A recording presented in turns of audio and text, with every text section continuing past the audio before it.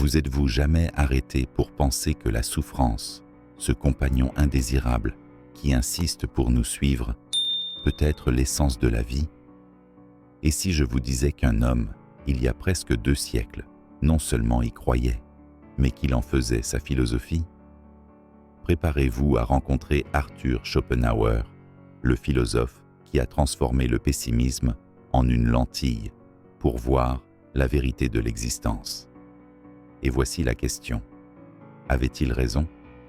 Que personne ne se laisse tromper en pensant qu'il n'est malheureux que lorsqu'il est jeune. Au fil des années, les sources de la souffrance changent, mais la souffrance demeure. Ces paroles de Schopenhauer, dans Le monde comme volonté et représentation, ne sont pas seulement des aphorismes, ils sont une sorte de manifeste existentiel. Né en 1788, dans la ville portuaire de Dantzig, Arthur est venu au monde avec un destin marqué par des contrastes, richesse matérielle, mais pauvreté émotionnelle. Son père, marchand prospère, aspirait à un avenir prospère pour son fils, tandis que sa mère, Johanna, une écrivaine mondaine, se consacrait davantage au salon littéraire qu'au rôle de sa mère. Cette disparité entre les attentes et l'affection généra un abîme dans le cœur d'Arthur. Après le suicide présumé de son père, le jeune Schopenhauer plonge dans un univers intérieur, marqué par le ressentiment et l'introspection, alimenté par le mépris mutuel que lui et sa mère en sont venus à cultiver. Ce contexte n'est pas un détail biographique insignifiant. C'est le terreau fertile sur lequel a germé sa vision pessimiste du monde. Pour Schopenhauer, le bonheur n'était rien d'autre qu'une illusion, un intervalle fugace entre 2 douleurs. Son pessimisme n'était pas un caprice. C'était une réponse lucide aux conditions humaines. Il voyait la vie comme un théâtre dans lequel tous les personnages étaient condamnés à répéter la même histoire, se battre, réussir et inévitablement souffrir.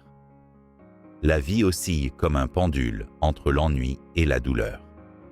Il a écrit cette phrase, bien qu'amère, elle est incroyablement perspicace. Combien de fois, dans nos routines modernes, ne sommes-nous pas submergés par ce cycle inéluctable? Lorsque nous sommes submergés, nous avons besoin de repos, mais lorsque nous le conquérons, nous tombons dans le vide de la monotonie. Schopenhauer n'était pas intéressé à offrir une consolation superficielle, contrairement à d'autres penseurs qui peignaient l'existence sous les couleurs de l'espoir ou du but. Il préférait mettre à nu la réalité dans sa conception. La souffrance n'était pas une déviation, mais l'essence même de la vie. La raison? La volonté, un concept central dans sa philosophie. Pour lui, la volonté était une force aveugle, irrationnelle et insatiable, qui gouvernait tout dans l'univers, des mouvements des étoiles aux désirs les plus intimes de l'être humain. Cette force nous pousse à rechercher constamment ce qui ne peut jamais nous satisfaire pleinement. Nous sommes d'éternels mendiants devant un banquet inaccessible. Malgré cela, Schopenhauer ne voyait pas sa philosophie comme une invitation au désespoir, mais comme un outil pour voir la réalité sans filtre. Il croyait qu'en comprenant la nature inexorable de la souffrance, nous pouvions nous libérer, même partiellement, de ses griffes. Cette acceptation lucide est comme un médicament amer, difficile à avaler, mais puissant. La sagesse de la vie consiste dans l'élimination des désirs. Il conseillait, faisant écho à des enseignements rappelant le stoïcisme des Romains et le détachement prêché par le bouddhisme. Il est intéressant de noter que ces idées, qui peuvent sembler démodées, trouvent un écho dans des pratiques contemporaines, telles que la pleine conscience, qui nous apprend à embrasser le présent sans nous laisser esclaves du désir ou de l'aversion. Il y a quelque chose de presque prophétique dans la façon dont Schopenhauer a décrit la souffrance humaine. Il semblait prévoir une époque comme la nôtre, dominée par l'anxiété, l'insatisfaction chronique et la recherche incessante de quelque chose qui ne vient jamais. Nous vivons dans un monde où le bonheur est marchandisé, transformé en objectifs inaccessibles de succès, de consommation et de perfection. Mais, comme Schopenhauer nous l'a prévenu, Tant que nous sommes gouvernés par la volonté, nous sommes voués à la frustration. C'est la tragédie et, en même temps, la vérité qu'il nous a laissée. Maintenant, demandez-vous, combien de vos douleurs proviennent de désirs que vous n'avez jamais cessé de remettre en question?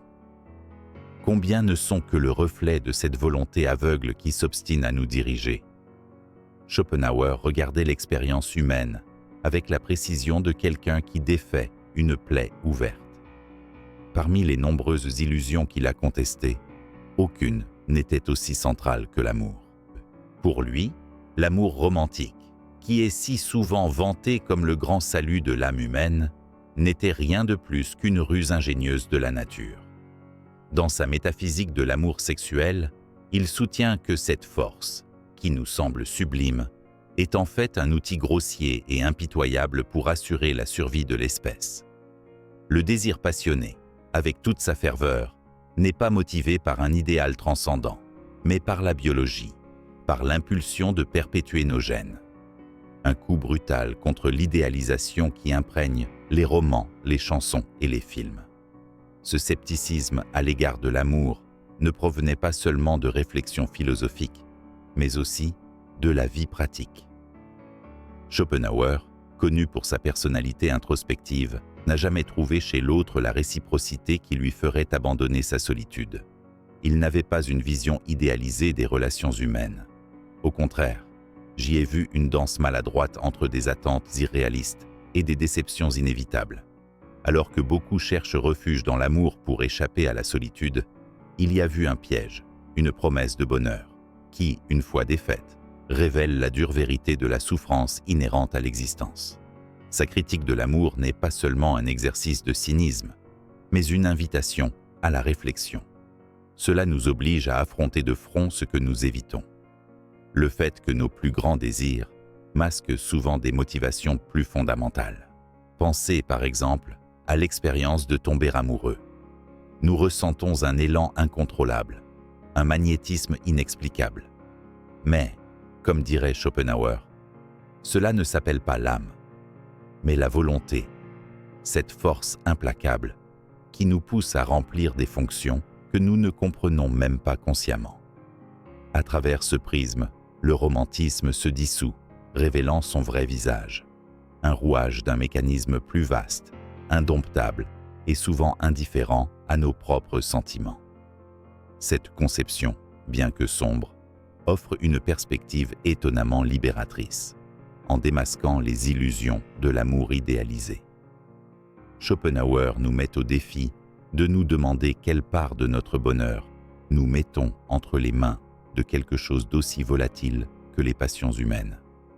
Non pas qu'il condamne l'amour en soi, mais sa philosophie nous pousse à abandonner l'idée qu'il est la solution à tous nos dilemmes. Après tout, combien de fois cherchons-nous une plénitude chez l'autre qui devrait venir de l'intérieur? Combien de déceptions pourrions-nous éviter si nous comprenions que l'amour, aussi beau soit-il, n'est pas une garantie de rédemption? Et pourtant, il n'était pas complètement insensible aux joies que peut procurer la compagnie d'autres êtres.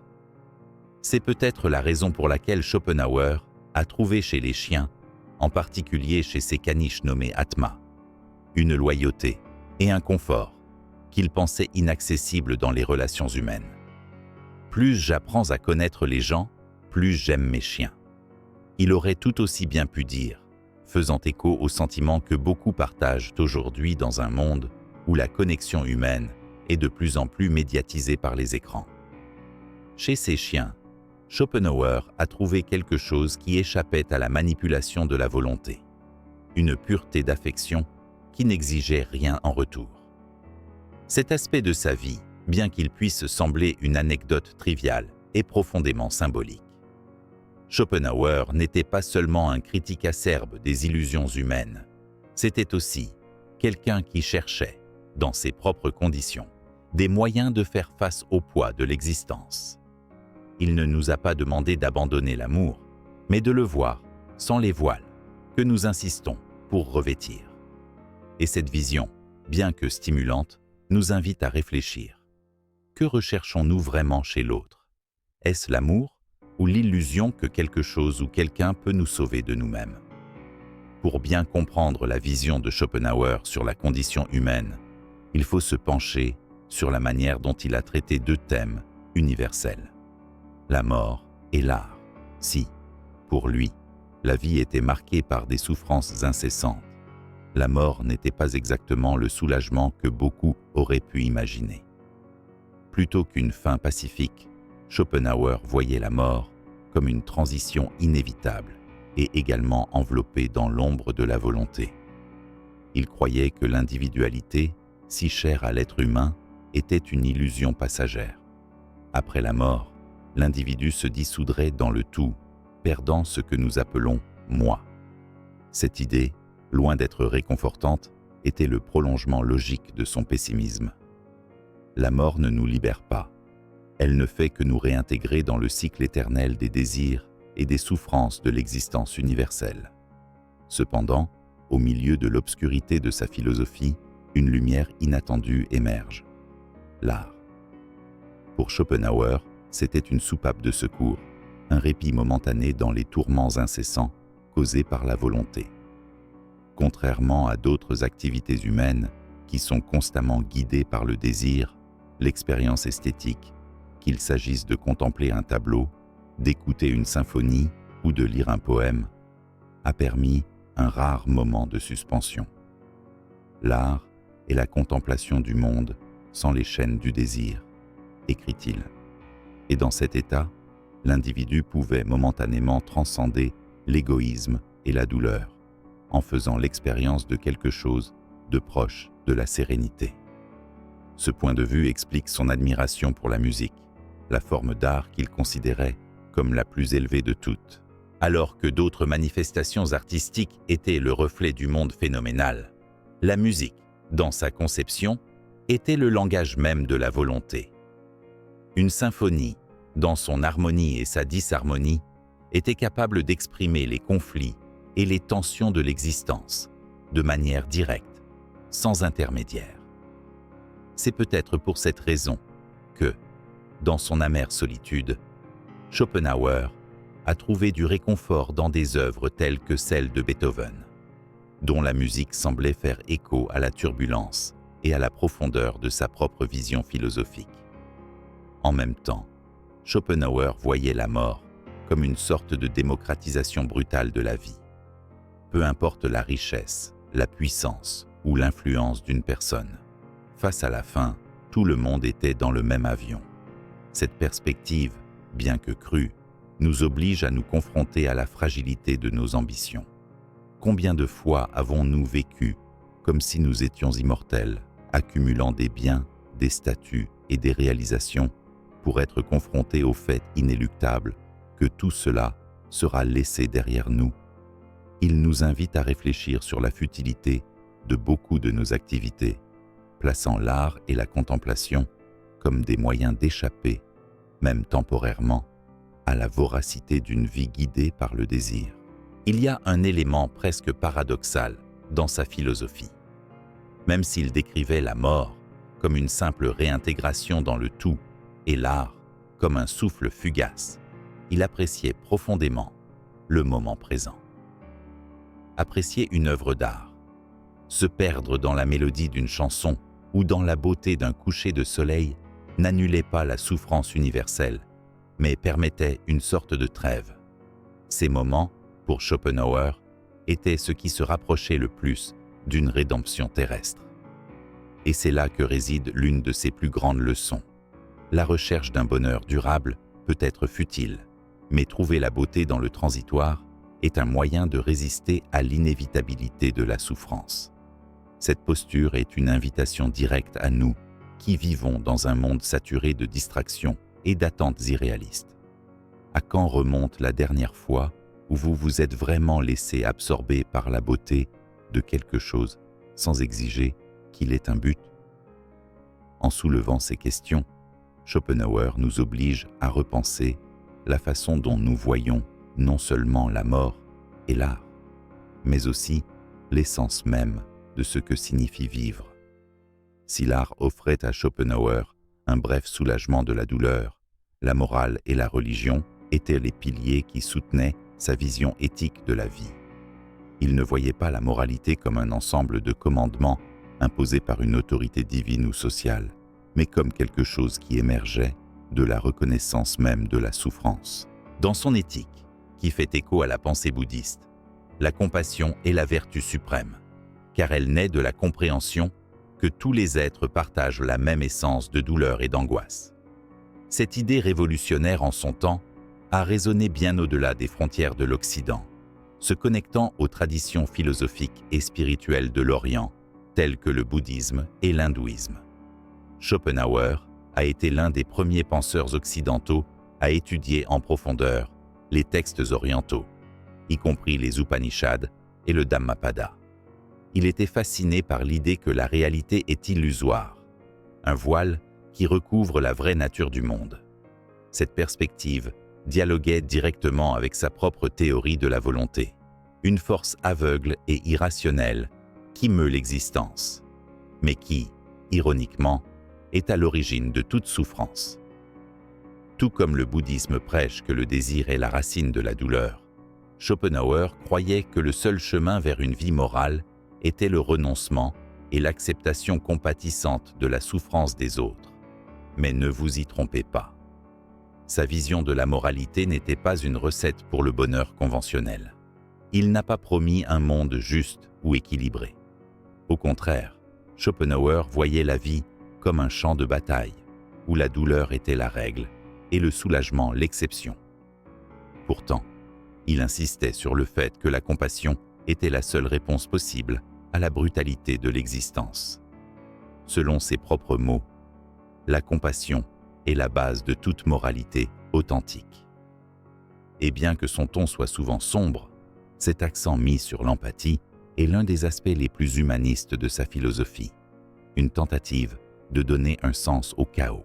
Son approche éthique était aussi une critique féroce de l'optimisme naïf, qui voyait l'humanité comme une sorte de projet en progrès constant.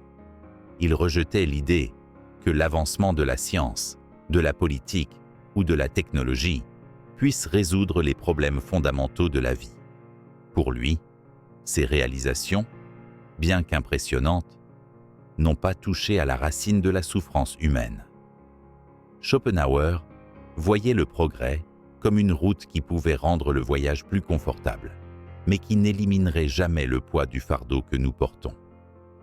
Cette critique semble étrangement actuelle dans un monde qui, même avec tant d'innovation, fait face à des niveaux records d'anxiété et d'aliénation. En même temps, sa vision de la religion était étonnamment ambivalente. Il méprisait les dogmes et les impositions des institutions religieuses, mais il respectait profondément le rôle que la spiritualité pouvait jouer pour offrir du réconfort aux gens. Son admiration pour le bouddhisme, en particulier, était enracinée dans son point de vue, selon lequel cette tradition considérait la souffrance avec honnêteté, sans promettre de récompense ou de châtiment après la mort, comme une forme de contrôle. D'une certaine manière, il voyait dans l'éthique bouddhiste le reflet de sa propre philosophie, une tentative de transcender le désir et de trouver la paix dans l'acceptation. En réfléchissant à sa moralité, une question se pose inévitablement. Dans quelle mesure sommes-nous capables de nous libérer du carcan de l'égoïsme? Schopenhauer croyait qu'en reconnaissant l'universalité de la souffrance, nous pouvions cultiver une véritable compassion, une sorte de solidarité essentielle qui transcende les frontières, les cultures et les croyances. Et bien que cela ne garantisse pas une vie sans douleur, cela offrait une direction pour vivre dignement au milieu de l'adversité. Cette leçon, bien que tirée d'un penseur pessimiste, porte en elle un espoir paradoxal. Même dans un monde marqué par la douleur, nous pouvons trouver un sens à la connexion avec les autres. Schopenhauer, malgré tout le pessimisme qui imprègne sa pensée, a révélé une vision singulièrement lucide du rôle de l'individu dans un monde marqué par la douleur et l'éphémère. Dans ses dernières réflexions, il souligne l'héritage durable de la philosophie et de l'introspection, non pas comme des outils pour échapper à la réalité, mais comme des moyens d'y faire face avec courage. Pour lui, la vraie sagesse résidait dans la reconnaissance de l'imperfection inhérente à l'existence et dans la résistance à la tentation de succomber au désespoir total. Selon ses propres mots, la vie est une entreprise qui ne couvre pas ses coûts, mais c'est le seul jeu disponible. Cette phrase, chargée d'une ironie amère, contient aussi une vérité inéluctable. La conscience de la finitude est en même temps notre plus grande malédiction et notre plus grand don. Cependant, ce qui rend Schopenhauer si profondément actuel, c'est la façon dont il expose les illusions que nous entretenons souvent concernant le but et le sens dans le monde contemporain, qui nous bombarde de promesses de bonheur instantané, que ce soit par la consommation, le succès professionnel ou les médias sociaux. Sa philosophie nous oblige à nous arrêter et à réfléchir. Dans quelle mesure sommes-nous entraînés par un désir incessant qui ne sera jamais assouvi? Il croyait que la recherche effrénée du plaisir et de l'épanouissement matériel était finalement une course sans ligne d'arrivée, une danse macabre animée par une volonté aveugle. Et pourtant, Schopenhauer ne nous offre pas la résignation passive comme réponse. Il nous met au défi de trouver de petits refuges contre la souffrance, que ce soit dans l'art, la contemplation ou la compassion. Ces moments éphémères de soulagement n'éliminent pas la douleur, mais permettent à l'existence de devenir supportable. Imaginez, par exemple, l'expérience de se perdre dans une œuvre d'art sublime, où les pressions et l'angoisse de la vie quotidienne se dissolvent l'espace de quelques instants. Dans cet état, nous sommes plus proches de ce qu'il a décrit comme une libération momentanée de la tyrannie de la volonté. L'art n'est donc pas seulement un divertissement, c'est la résistance. Et si l'art est refuge, la compassion est le pont qui nous relie les uns aux autres. Dans son éthique, Schopenhauer suggère qu'en reconnaissant la souffrance universelle, nous transcendons l'égoïsme qui nous isole. Il croyait qu'en se mettant à la place de l'autre, nous faisons l'expérience d'une vérité fondamentale. Nous sommes tous des expressions de la même essence, tous piégés dans les mêmes conditions douloureuses d'existence. Cette perception, bien que profondément sombre, porte en elle un potentiel de transformation dans un monde divisé, où l'individualisme est exalté au-dessus de la communauté. Son insistance sur la compassion sonne comme un rappel urgent de notre interdépendance. En fin de compte, la grande leçon de Schopenhauer est peut-être celle-ci: accepter la vie telle qu'elle est, sans faux espoir ni optimisme naïf, et, en même temps, trouver un sens dans la lutte quotidienne pour transcender les limites imposées par l'existence. Il nous enseigne que si la souffrance est inévitable, c'est aussi ce qui nous rend humains. Selon ses propres mots, la douleur est ce qui nous éveille à la conscience de notre propre existence. Cette vision, loin d'être une invitation au cynisme, est un appel au courage. Le courage d'affronter la réalité, de vivre pleinement, même si nous savons que la perfection est hors de notre portée. Et nous voilà, face à un choix: continuer à nous bercer d'illusions avec des promesses vides de bonheur absolu, ou accepter la complexité et l'imperfection de la vie telle qu'elle est réellement. La réponse de Schopenhauer est claire, et bien que difficile, elle nous offre une forme unique de liberté. Après tout, reconnaître la vérité, aussi difficile soit-elle, est le premier pas vers une vie plus authentique et plus profonde. Une leçon qui, au milieu de la superficialité du monde contemporain, n'a jamais été aussi nécessaire. Si Schopenhauer était un YouTuber aujourd'hui, il finirait probablement par quelque chose comme « La vie souffre, mais ce que vous en faites est ce qui compte ». Et je dis, si vous voulez continuer à explorer les idées qui ont façonné notre façon de penser et de ressentir, abonnez-vous à cette chaîne, activez les notifications et laissez votre question pour aujourd'hui dans les commentaires. Le pessimisme est-il en fait la façon la plus réaliste de voir la vie? Faisons ensemble.